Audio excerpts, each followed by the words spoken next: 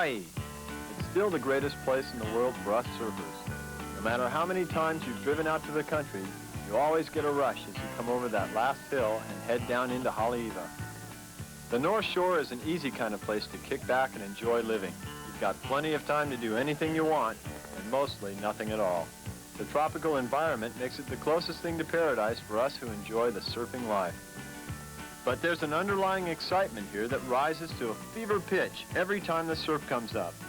Our camera crew stays here all winter because it's impossible to predict when the biggest and best days will be, and that's what we're here for.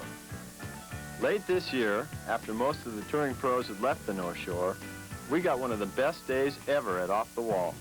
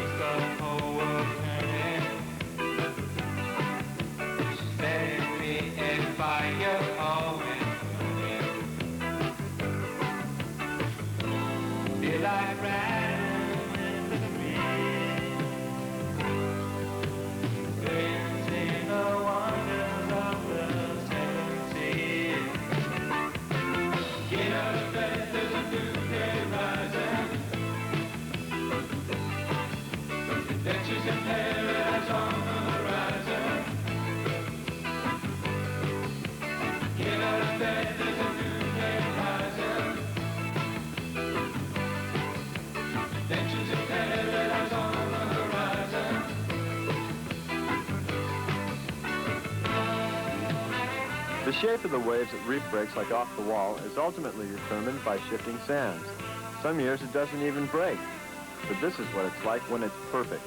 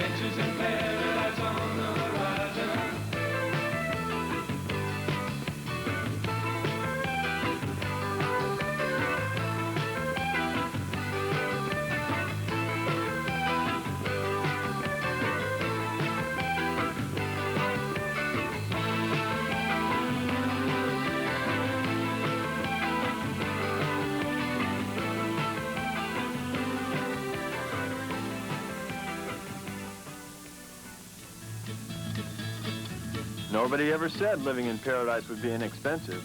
With nearly everything having to be shipped in or imported and gasoline at nearly $2 a gallon, spending your last quarter on a shave ice and wonton chips can cause a real dilemma for the clever surfer.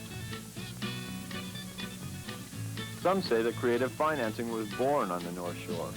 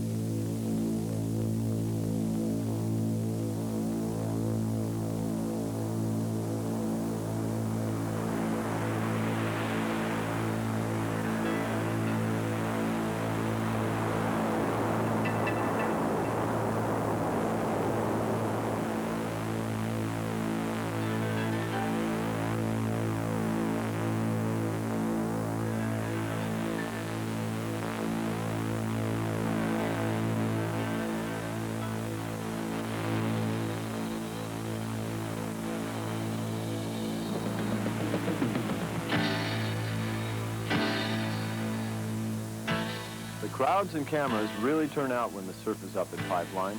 Breaking incredibly close to shore, Pipeline provides a vantage point which gives spectators a close-up view of what big wave surfing is all about. The carnival-like atmosphere on the beach is in direct contrast to the danger lurking in the water. But when the conditions are just right, Pipeline can provide a display of skill and daring that is beautiful to watch.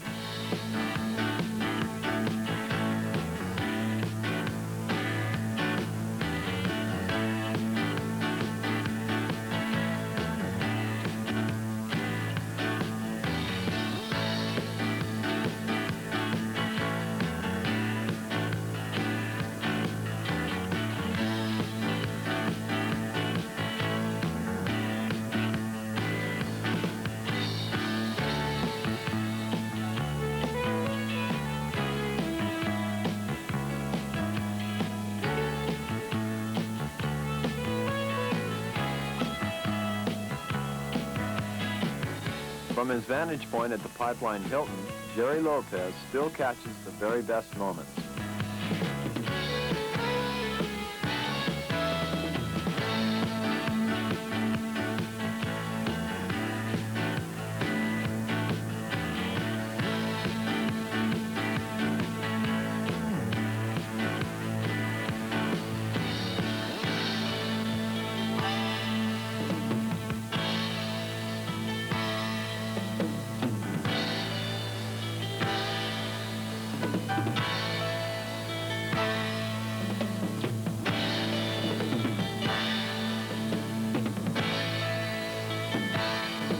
When the conditions are wrong, the crowds show up to witness the age-old struggle between man and nature as adversaries.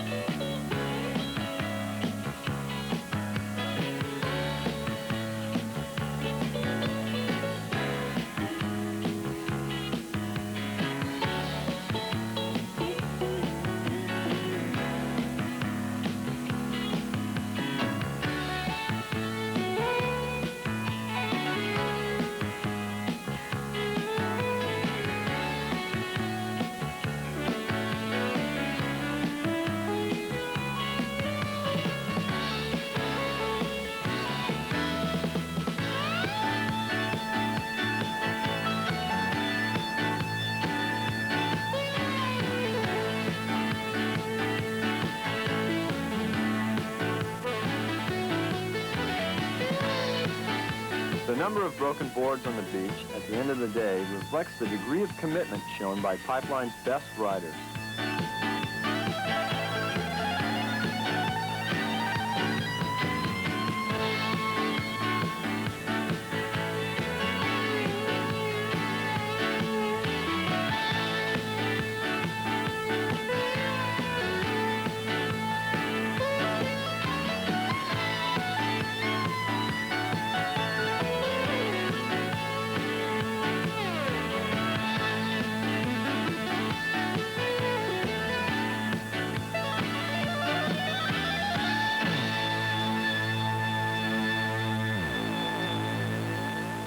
First week you're in Hawaii is a real adjustment. You really have to adjust to the speed and power of the waves, and you really have to conquer your fear. And it takes about a week before you're confident within yourself to really attack those big waves. And I found that after that week's over, I do some of my best surfing, because because I'm over there, I'm fresh, I've got a new approach, and I'm just trying to surf those big waves like I'm trying to surf the small waves. Then you really start to attack, and you really start to fire.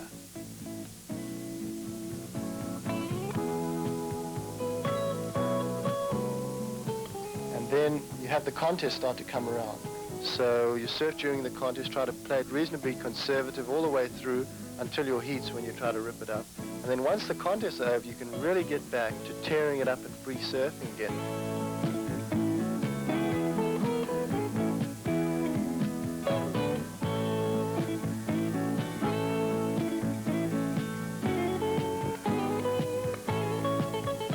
What I look for in surfboards really depends on the wave. For a big wave board, I look most of all for reliability.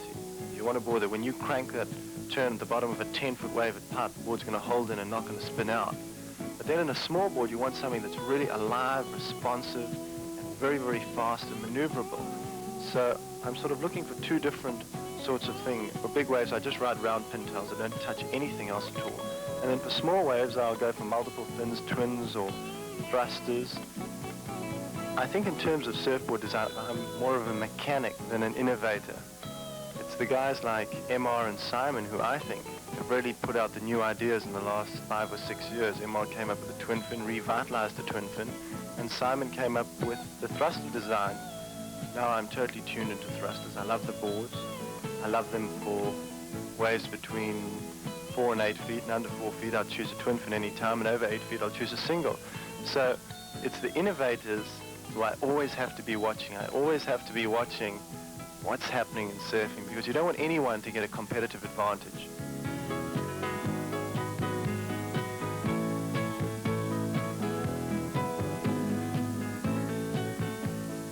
I think I had a great advantage coming from a place like South Africa, which is reasonably conservative. I wasn't exposed to a lot of the things that a lot of young kids are exposed to, which can destroy their lives.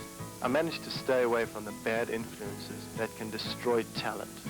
And I just wanted to be the best. I always wanted to be the best surfer. And surfing was a great outlet for that competitive drive, because I loved doing it. And the more I did it, the more I wanted to do it. And the more I competed, the more I wanted to win. And I think most of all, it's just fantastic fun. I mean, I just have a blast out there. I really do.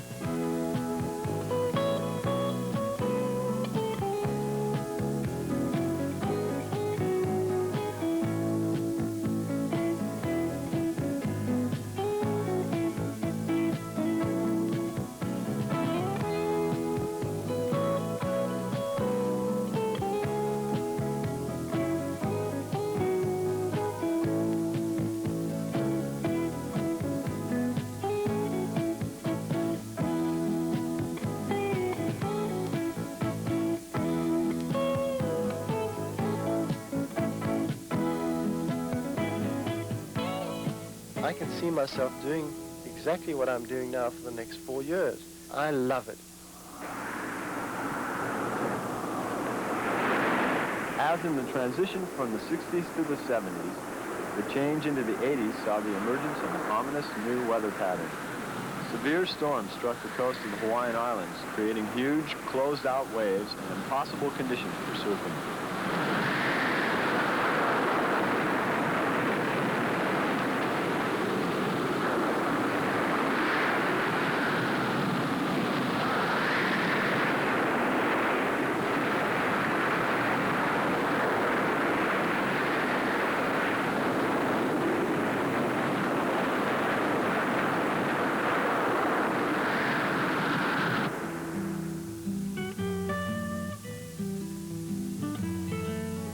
On Maui's South Shore, the damage was severe. These boats were smashed by wind and sea alike. Meanwhile, on the northern side, the sea is still very much alive, and the winds are driving hard offshore. Gradually, they lessen, and at Pakukala, longtime surf mates Jerry Lopez and Terry Fitzgerald utilized longer boards and their extensive wave knowledge to pick up the few rideable waves out of the storm swell.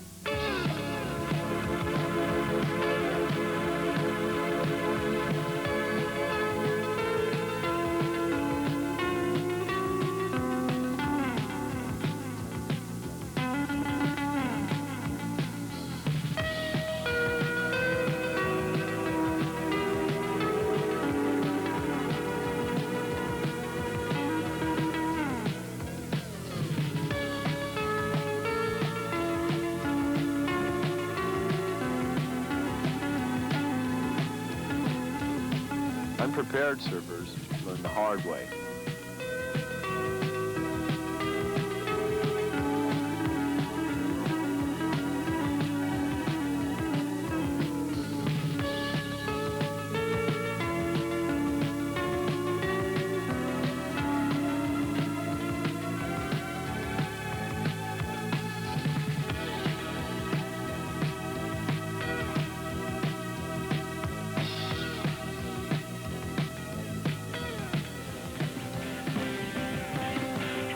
As the Kona winds subside and the swell begins to organize, we drive to another spot on Maui's north side.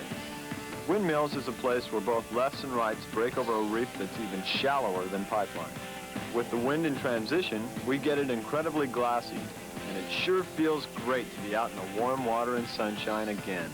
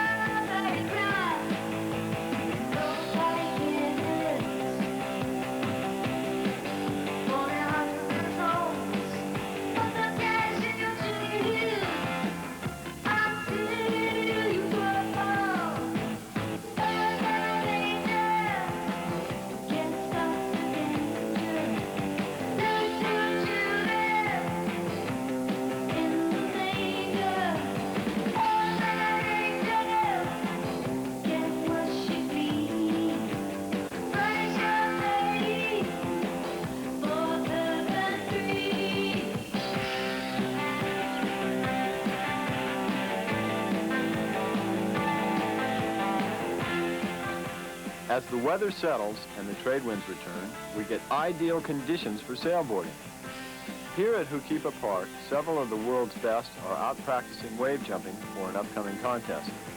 Hukipa's combination of trade winds and big surf have made it the premier spot in the world for wave jumping.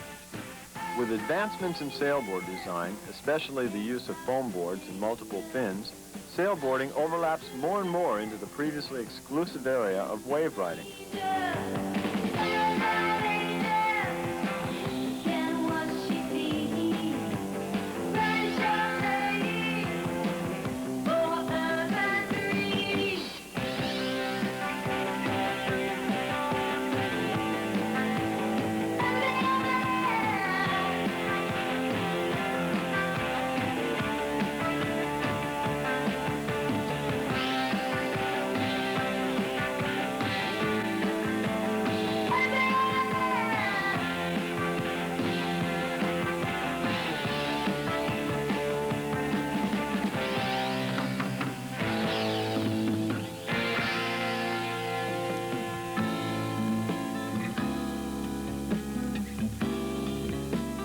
The big challenge for sailboarders is to see who can jump the highest, who can be the first one to achieve an aerial 360.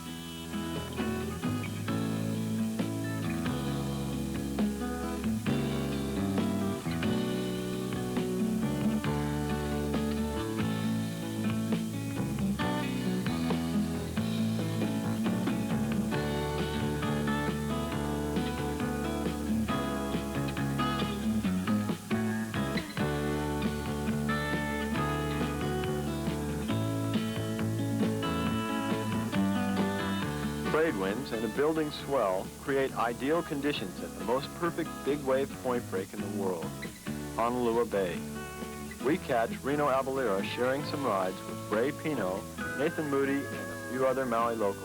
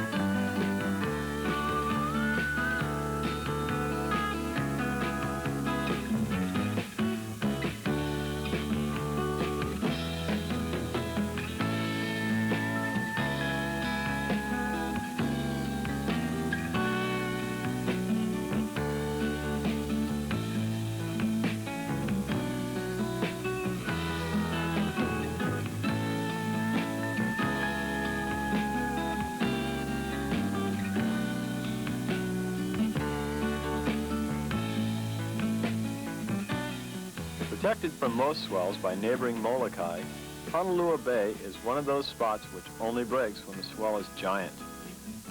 Back on Oahu, we are greeted by lines to the horizon and one of the most awesome spectacles ever photographed. A small band of surfers accept the challenge of Waimea Bay and the biggest waves ever ridden.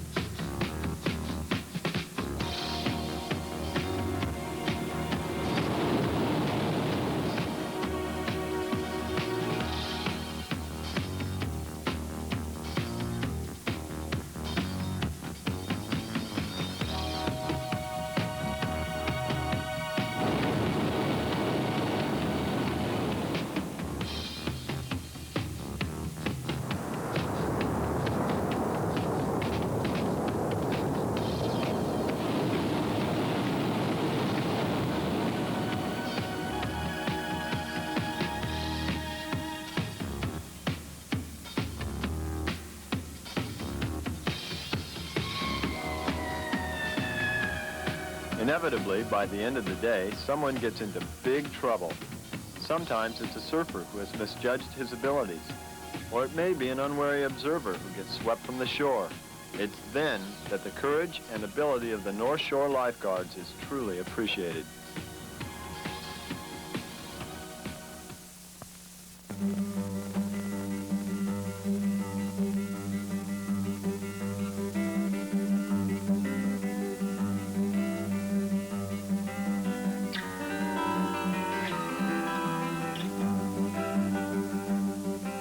Michael Ho, at 24, has been surfing competitively since he was 8. That's over 16 years of competition experience, and his pleasure surfing reflects it. Even though he enjoys carving big surf, his real enjoyment comes from hot-dogging smaller waves. Born in California but raised in Hawaii, his surfing has been helped by friends like Lopez, Hackman, and Bertelman. Michael also acknowledges that a great deal of advice has been given to him from Hawaii's greatest living waterman, George Downing. As he's progressed and personalized his style and equipment, he has taken a unique and personal path. In even the huge North Shore surf, Michael Ho rides very small surfboards. In an area where most people want all of the flotation and rail line possible, Ho sacrifices length and paddling for increased performance.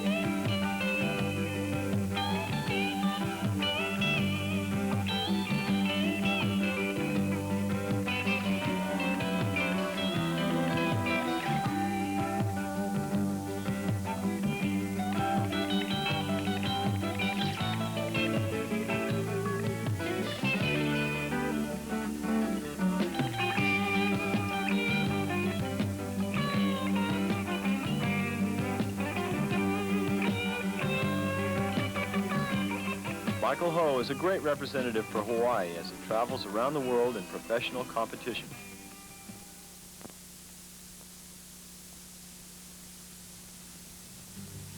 We often face the difficult decision of where to film when a swell comes up, whether to stay at the proven spots or to take a chance on the spots that are more fickle but surely less crowded. When a big south swell hits in just the right direction, the south side of Maui can offer relatively uncrowded surf. However, much of this surf is blocked by neighboring islands, and so it takes local observation to know when these secluded reefs are pumping. For the locals and a few smart travelers, go the spoils. Great waves and just a couple of friends out, all thanks to the underground communications network known to surfers everywhere as the Coconut Telegraph.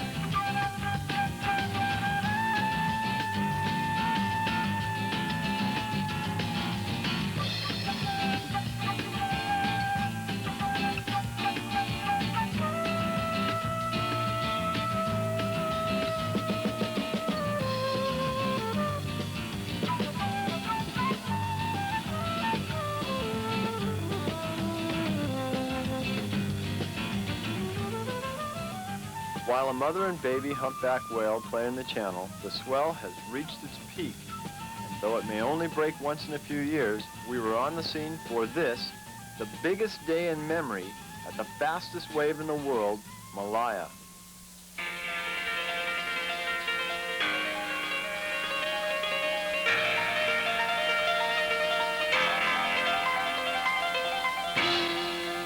It's feared that the nearby harbor expansion might spell the end of this perfect wave, but for now, we share this rare speed ride with Al Chapman and Wayne Santos.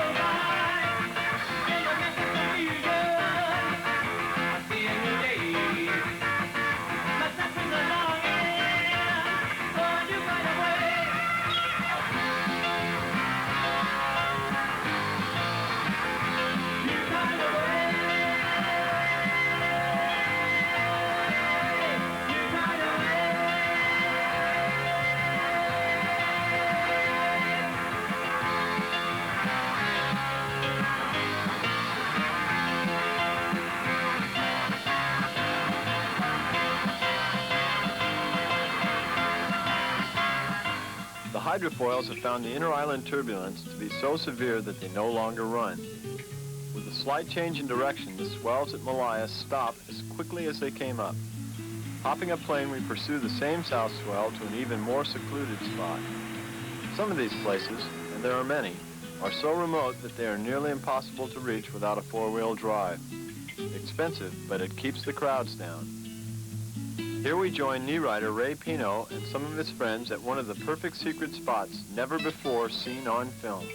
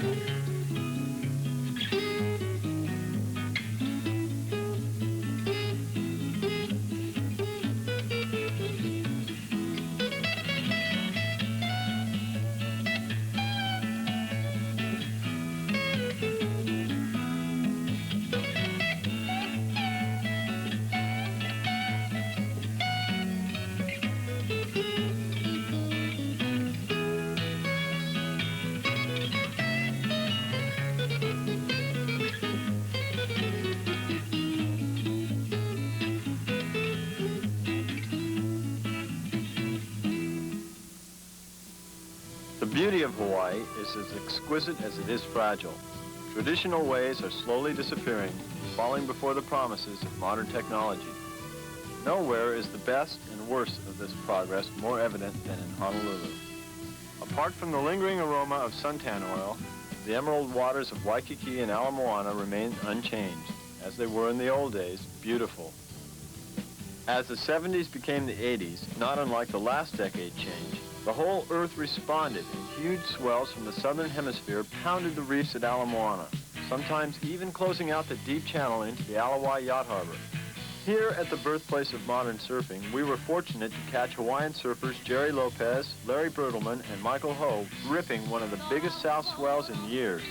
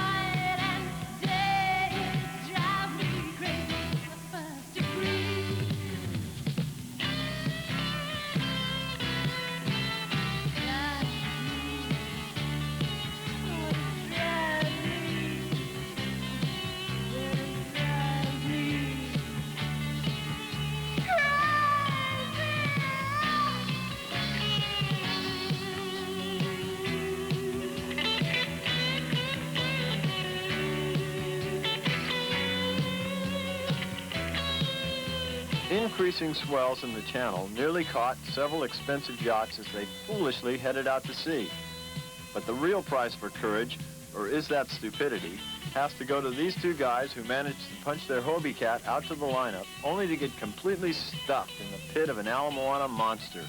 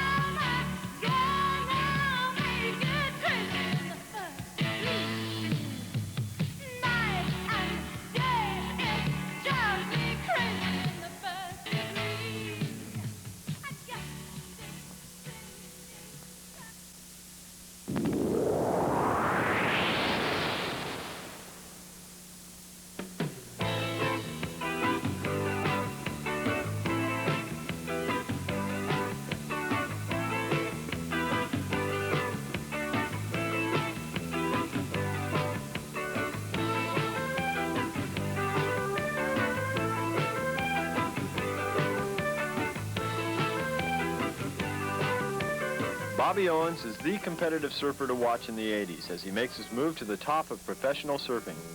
My goal at the present time is to get to the top of the IPS. All my energy has to be directed to that goal. Right now, I'm trying to develop equipment that will take my surfing to a higher level of performance. I want to come up with a more dominating type of style. My surfing is fluid, but for contests I need to gear it a little more radically. And now I'm serious enough about professional surfing to where I'm committing myself fully to it, and that means a full-on rigorous training schedule, jogging, paddling hard even when the surf's flat, having a carefully planned diet. This year, Ian Cairns is coaching me to improve the competitive aspects of my surfing, because that's what it takes to win, and I want to win.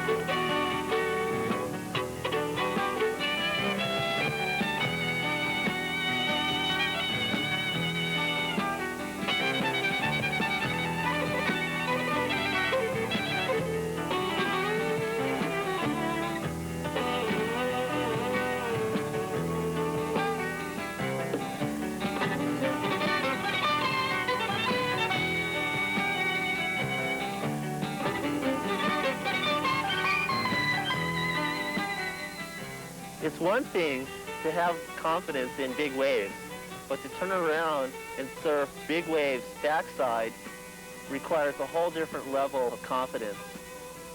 When I take off backside at Pipeline, plain and simply, it's scary. But eventually, I just get into it, and I start pulling off certain maneuvers, and I build up a rhythm, and all of a sudden, my whole approach becomes spontaneous. Even then, you still have to be careful. You have to catch yourself once in a while and just be aware that safety is first.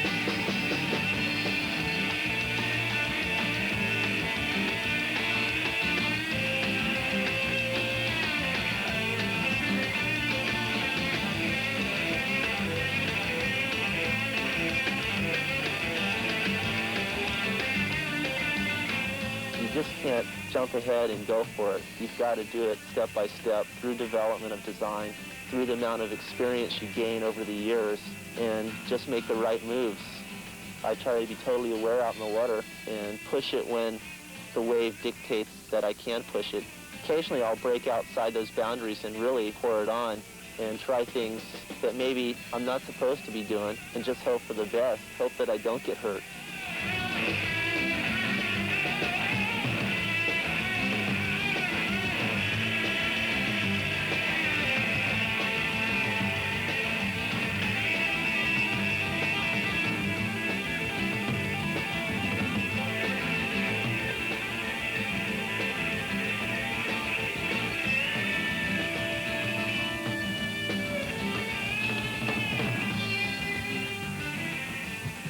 Sunset Beach, breaking nearly a quarter of a mile out in the ocean. The power of sunset can't be appreciated unless you've been there.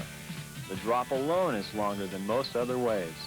It takes a truly experienced surfer like Ken Bradshaw to successfully make those takeoffs, but even then, sunset can sneak up on you.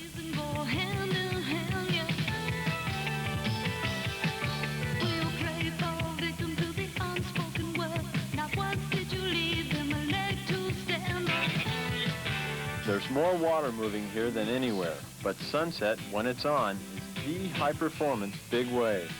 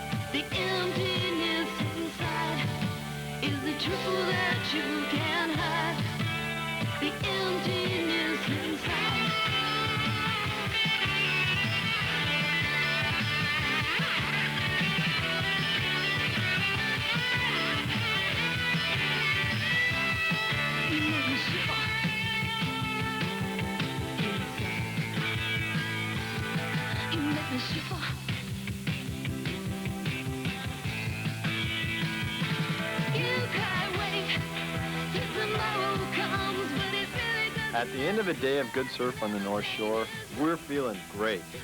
It's a good time to sit down with your friends and talk about the day's best rides and where we'll surf tomorrow.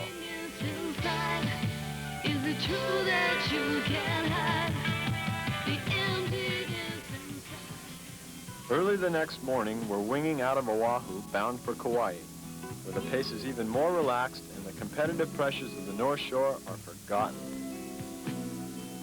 Kauai, the Garden Isle, is home to the wettest spot on the face of the earth, Mount Waialeale.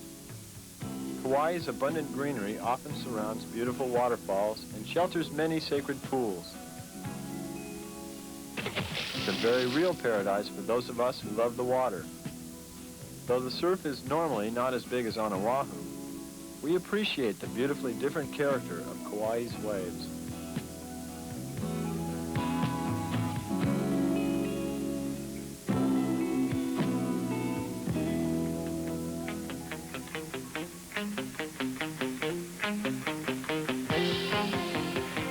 Passing through the famous tree tunnel, we join locals Glenn Kalakahui, Mike Smith, Steve Klein, and the world's top professional woman surfer, Margot Oberg, having a great session on the south side.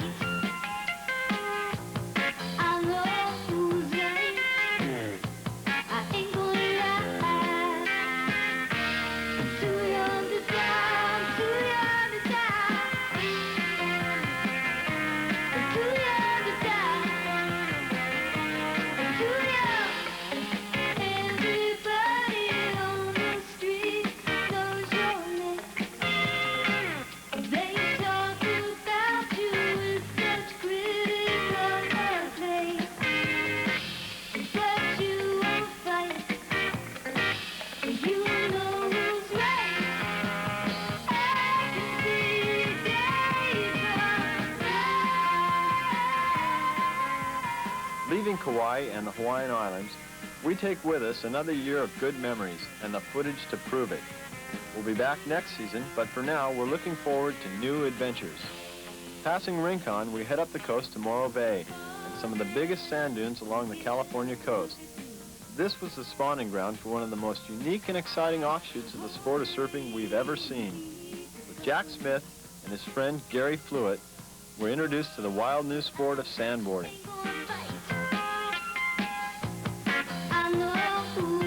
There's been people playing on the dunes out here for a long time.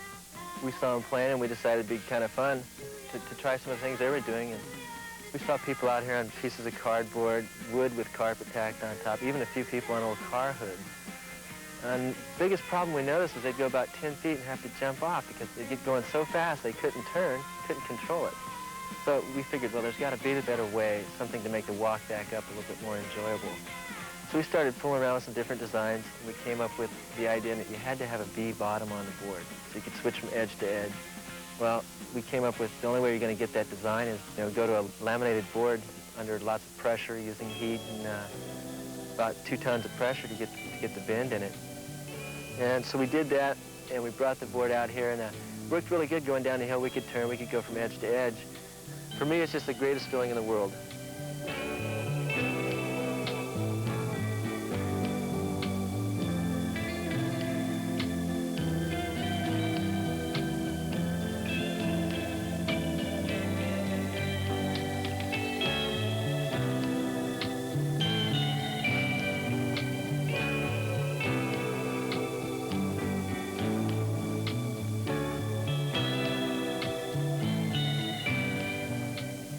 Once we had turns down and we could carve faces fairly well, we started looking at jumps and aerials. And to do this, we had to have an adequate binding system to keep the board to our feet.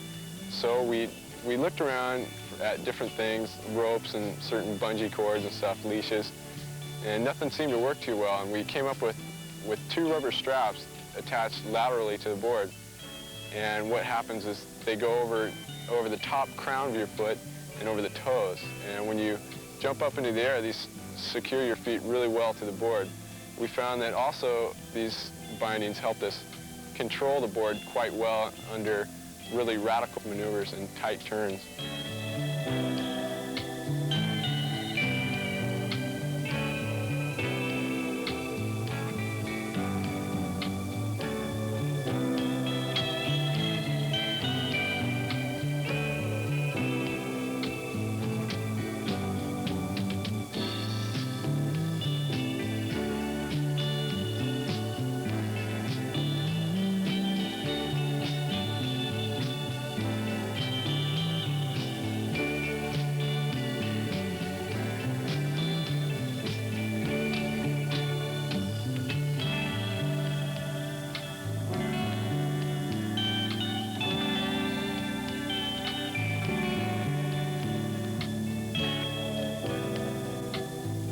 The end of the day is always the same in sandboarding, tired legs and a big smile on your face. In fact, the only time conditions are bad is when it's raining.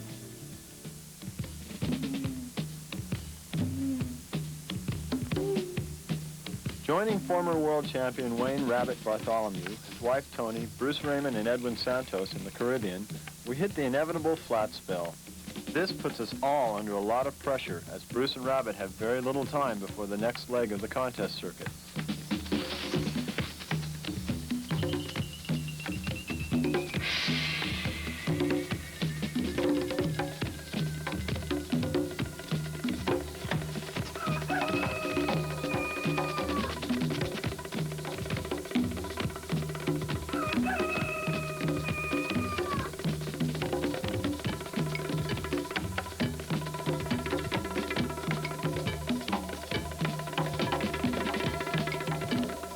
Finally, we're greeted by the sound of waves, and the gang is stoked.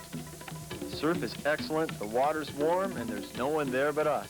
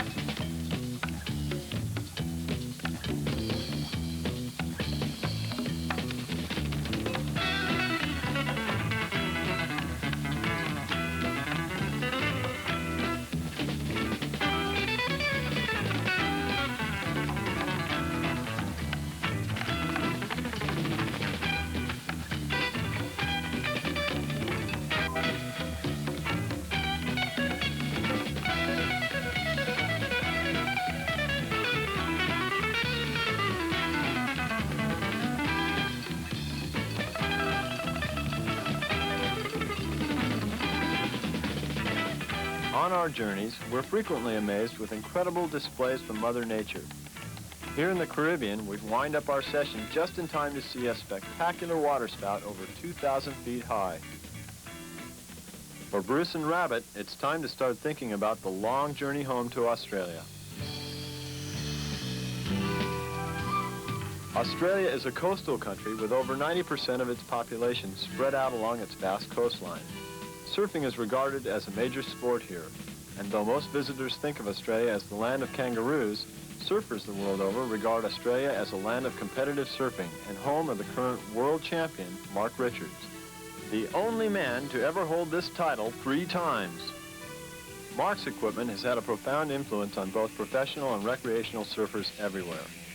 The use of the small twin fin has now become accepted in both small and medium performance waves, and this acceptance has led to further experimentation in the use of multiple fin concepts.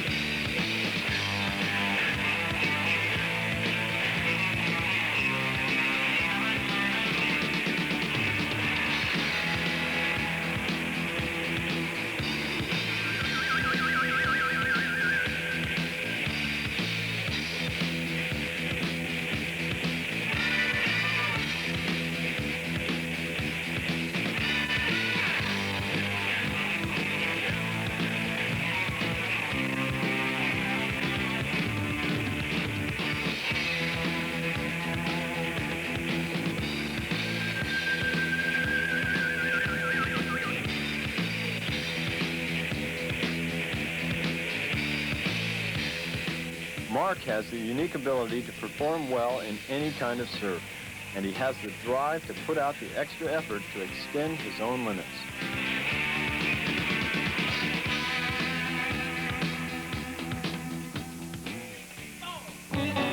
The very first surfers used no boards at all. Today, the art of body surfing has been taken to the point where it's gained universal appreciation and respect from the rest of the surfing community. Some of the things body surfers do are truly incredible. Using only a pair of fins and sometimes a handboard, body surfers enjoy wave riding with a minimum of equipment.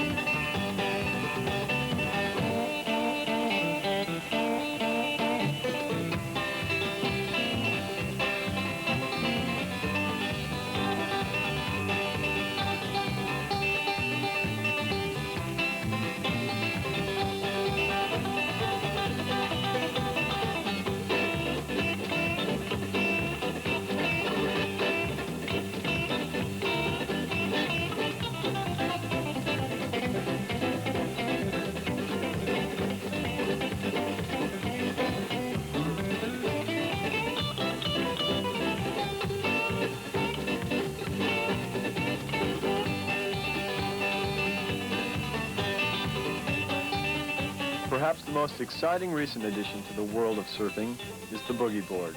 It's the easiest way to learn surfing, and its potential is virtually limitless.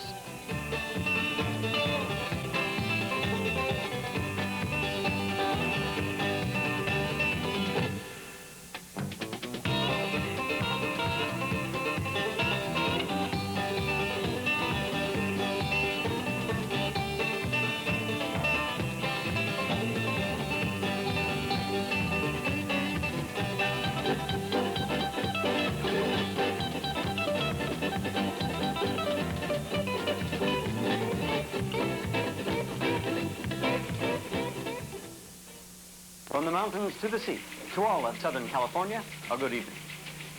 Tonight's top story continues to be the shark menace off the California coast. Beach communities are still reeling from last month's tragic fatality of a young surfer near Monterey at the hands of, or that should be the jaws, of a great white shark. Here in the Southland, a number of sightings have left feelings of terror in the hearts of beachgoers. Today, another of these monsters from the deep menaced a group of surfers at our own Malibu Beach. Fortunately, as of this hour, we're able to report that no attacks have occurred.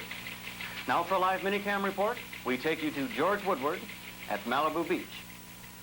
Thanks, Jerry. This is George Woodward, live at the beach in Malibu. And standing beside me, lifeguard Morton Wisdom. Tell us, Morton, what did you see this morning? Well, George, I was opening up my lifeguard station, and I heard some commotion in the water, and I looked up, and here was a real large shark swimming among the surfers. Well, did you have any trouble getting the surfers out of the water? No, George. The minute they saw the shark, they all swam to shore. Well, looks like just another fish story. Live from Malibu. Where's my friend Norm? Look, he's still in the water. Fighting back is just no use. The shark has one thing on his mind.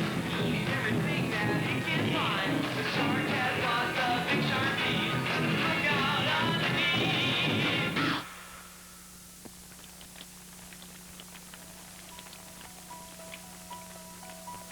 Rain again.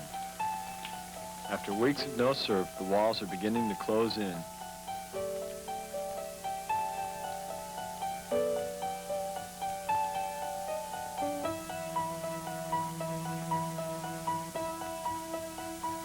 On Maui, Chris Lassen whiles the time away, dreaming about the perfect wave.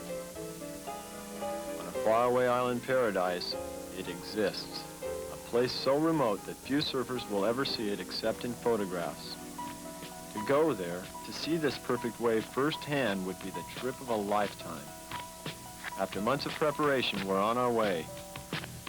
Traveling with Chris and his friend Chuck Venata, we leave Hawaii bound for the Orient. After 4 separate flights, we're halfway around the world and totally fascinated by everything that we see. Getting around in a foreign land where you can neither read the signs nor speak the language is the first problem. But getting away from the tourist resorts and seeing local life is what makes it interesting.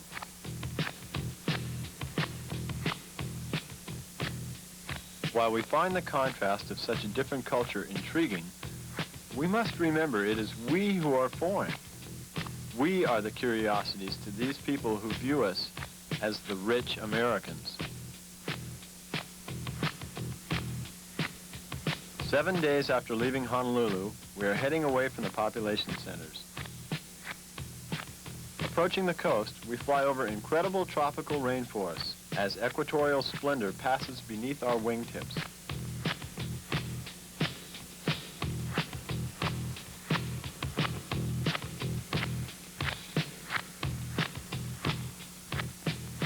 Coming in over the rice paddies, we realize that we are far from the security of modern society. Chris and Chuck thank the pilot for a safe journey and a successful landing, but we're unprepared for the arduous bus ride ahead and the strange stares of the curious.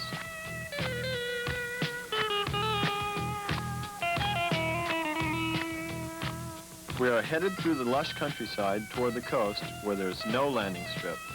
The cramped bus is not built for people our size, and there's nothing between our wooden seats and the bumpy road but us. Finally at the coast, the rough ride has taken its toll. We're exhausted. The heat and humidity here are really unbearable, though at least we're one step closer, and tomorrow our journey ends. Everyone assumes that we're rich. Each surfboard and every little piece of equipment costs us extra. The people who live here don't have any excess baggage, and in spite of having a pocket full of strange foreign bills, it's getting expensive. But at least we're on the water again.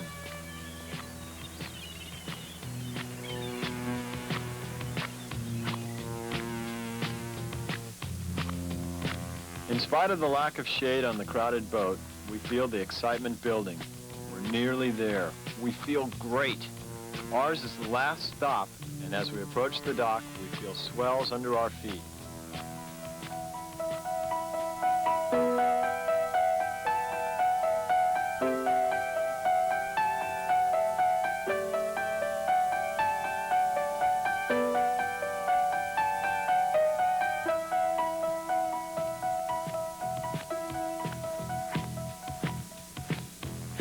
After 9 days of constant travel, we're finally at our destination. We're on the island. The people are friendly and living in a world barely touched by the 20th century. They totally lack modern conveniences, but they're content. They seem to know that their island was a paradise. For us as surfers, it was a dream come true.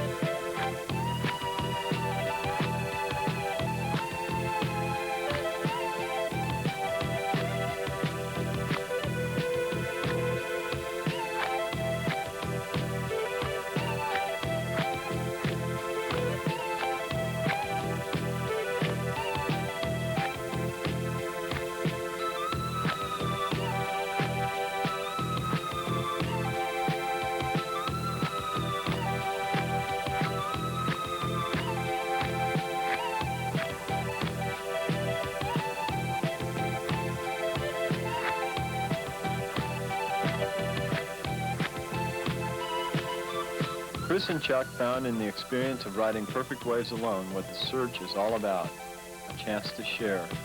The locals already knew.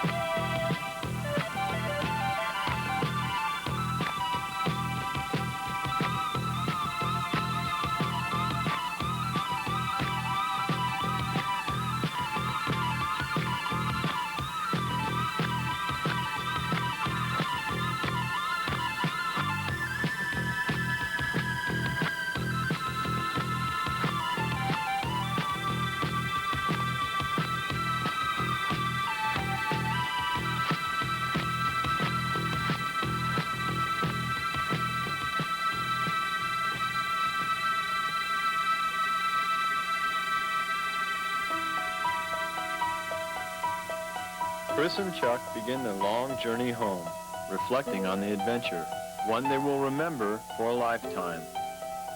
They'll remember the people, the place, but most of all, the wave. We have traveled halfway around the world to one of the most remote islands on our planet in the hope of finding perfect waves.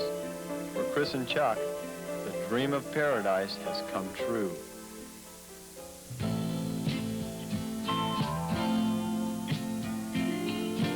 With our dreams fulfilled, we return at last to Hawaii, where we're struck by the feeling that total fulfillment often eludes us until, at last, we return to that place we call home. You get so high, just setting me up for the fall, and I just get by, claiming innocence through it all.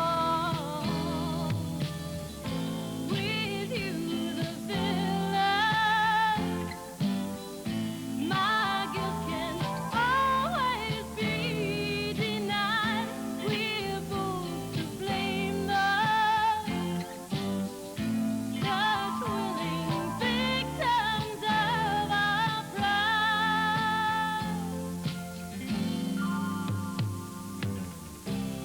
You think you do, I know you don't, but at least you could try.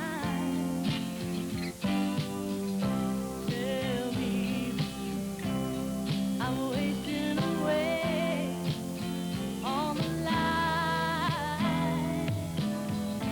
It doesn't matter, it's all been said and done before. We stick together so we can hurt a little more.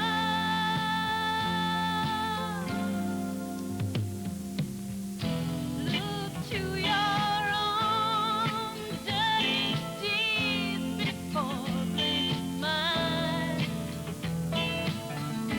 They'll come back to you, babe. It's just a matter of time.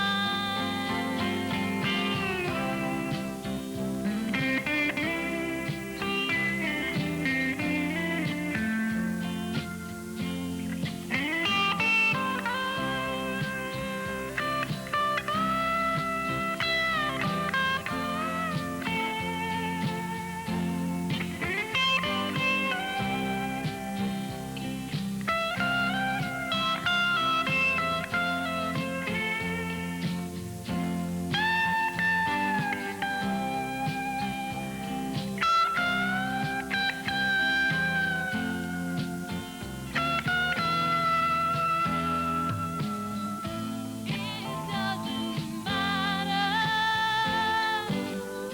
it's all been said and done before. We stick together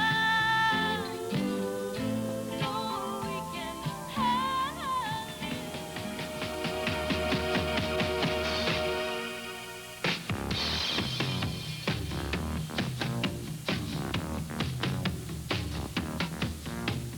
Big, I mean really big waves like these third reef monsters at Outside Pipeline are absolutely terrifying.